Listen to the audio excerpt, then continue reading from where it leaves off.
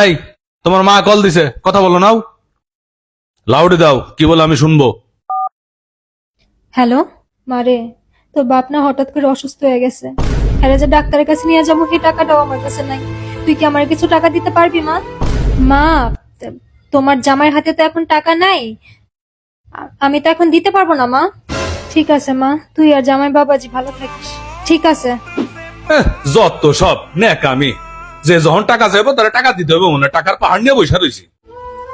Hello মা, তোমার বিকাশে 5,000 টাকা পাঠিয়েছি, পাইছো?